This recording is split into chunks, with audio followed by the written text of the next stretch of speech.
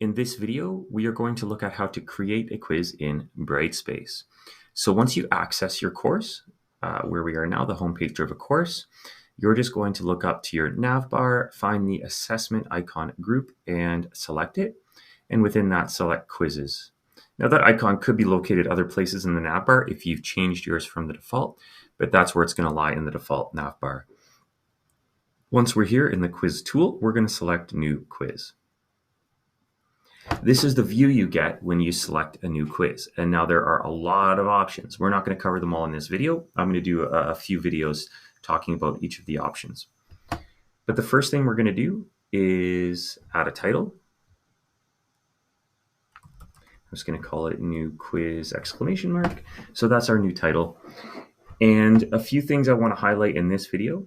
One of them is simply how to add a question. So if you want to add a question to your quiz, you can either add an existing question if you have a question pool or question library already created. And if you don't, you can create a new question. So that's what we're going to do.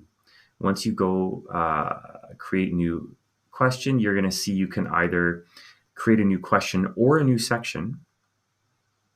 And so what that's going to allow you to do is if you select a section, you could do like an opening section with true, false, then another multiple choice section, whatever you want. You can just kind of break up your quiz into sections. You could also create a question pool. And we'll talk about that in another video as well. But what that allows you to do is say, create 20 questions and then assign each student 15 random ones. So every student's going to get 15 different questions from a pool so that every student is getting a bit of a different quiz. So we can look at that later. But right now, we're just going to look at new question. You can see all of the question types when you select that. There's a lot of them. Again, we're not going to cover all of them in this video. We are simply going to look at one or two of them, and I'll do another video later on with all the different question types. So if we select, for example, true or false, you're going to get a screen that looks like this. So we're just going to put some question text. Brightspace is amazing. Of course that's true.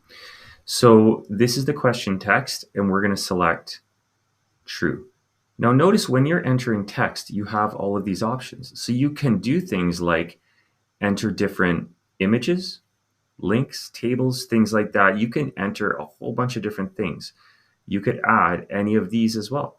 Files from your computer. You could add a video note right in here. So right within the question, you could put a little video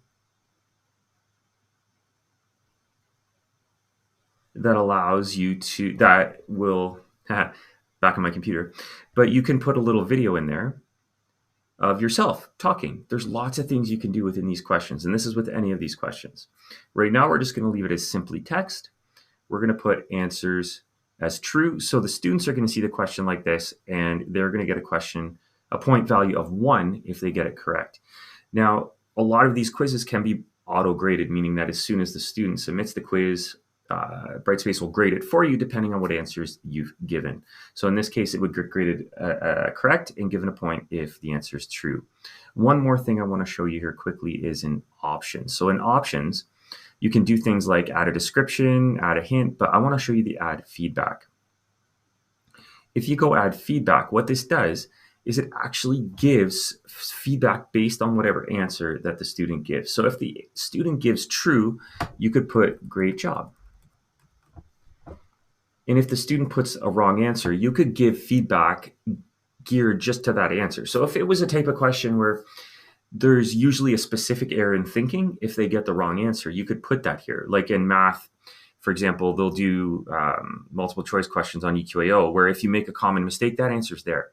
So if you know the mistake they probably made when they got that, you could put, hey, you got this answer probably because you did this, or probably because you thought that way. In this case, we're just going to put, you must have entered this accidentally because everyone knows Brightspace is awesome. Whatever, something like that.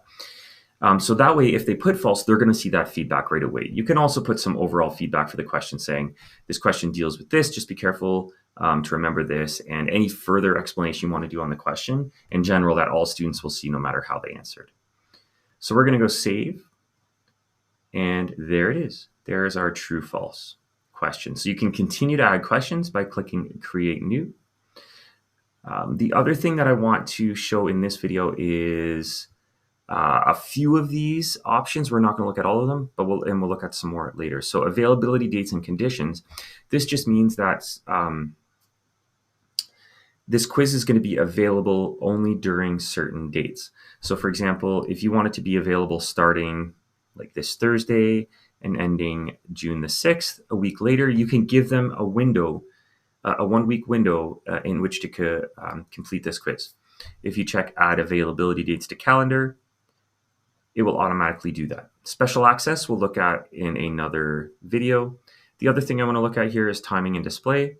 So you can set a time limit for quizzes, however many minutes you want students to be able to do this quiz for. And then all questions displayed together or paging. You could do like 1 question per page, 5 questions per page, a break after each section. However you want the students to see the quiz, they can do that. So there are some basic settings for quizzes. Again, if you have any questions at any point, please email me, peter.finney@publicboard.ca, and I'll be able to help you out and look for more videos on dealing with quizzes.